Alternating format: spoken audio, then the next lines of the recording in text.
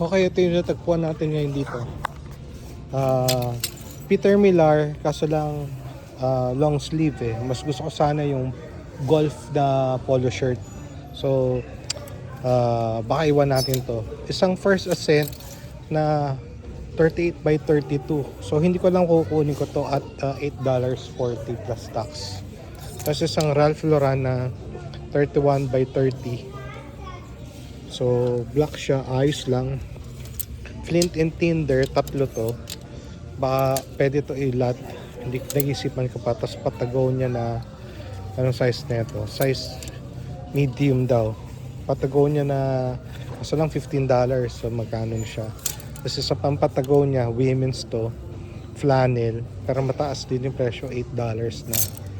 Ito, vintage na Michigan. Na made in USA to.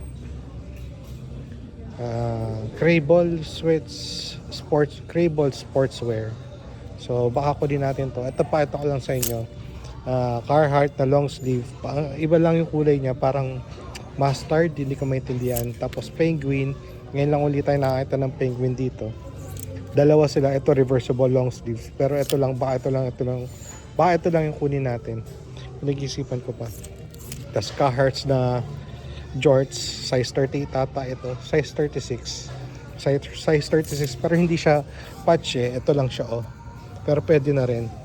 Tapos isang Levi's na size 36 din, 505, so kunin natin to. Tapos ito, medyo mataas, $15 din to na Patagonia, parang hindi ko alam kung women's pa to o large na men's, so sukatin ko kung large to na men's. Tapos isang Patagonia, kaso lang $30, brand new to pero parang women's. So meron pa siyang tag, ang presyo niya is $99.